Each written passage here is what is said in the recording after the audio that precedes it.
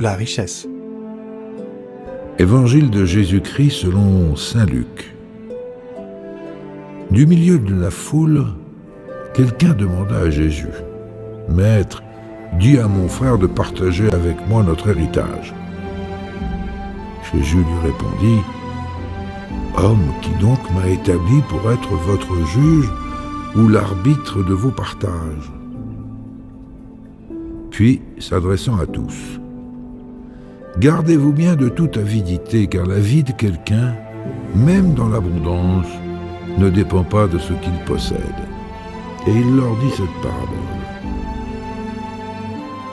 Les terres d'un homme riche avaient beaucoup rapporté. Et il raisonnait en lui-même disant, « Que ferai-je? Car je n'ai pas de place pour serrer ma récolte. Voici, dit-il, ce que je ferai. J'abattrai mes greniers, j'en bâtirai de plus grands. J'y amasserai toute ma récolte et tous mes biens. Et je dirai à mon âme, tu as beaucoup de biens en réserve pour plusieurs années. Repose-toi. Mange, bois et réjouis-toi. » Mais Dieu lui dit, « Insensé, cette nuit même ton âme te sera redemandée. Et ce que tu as préparé pour qui cela sera-t-il? » Il en est ainsi de celui qui amasse des trésors pour lui-même et qui n'est pas riche pour Dieu. Acclamons la parole de Dieu.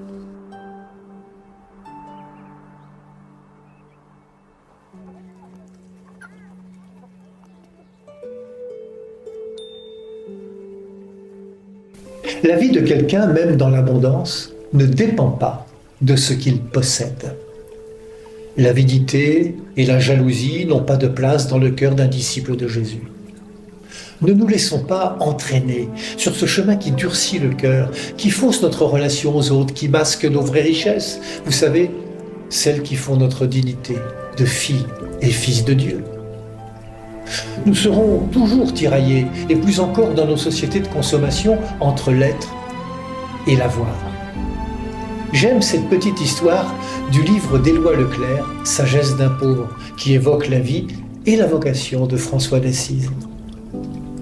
Un jour, un de ses frères vient trouver François pour lui demander un psautier.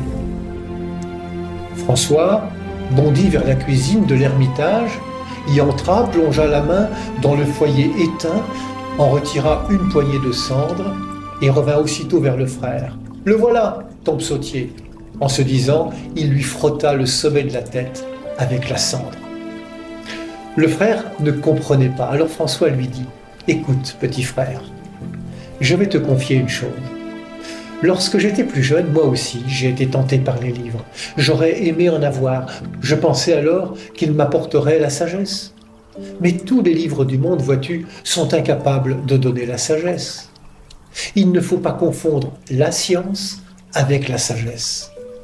À l'heure de l'épreuve, dans la tentation ou la détresse, ce ne sont pas les livres qui peuvent nous venir en aide, mais simplement la passion du Seigneur Jésus-Christ.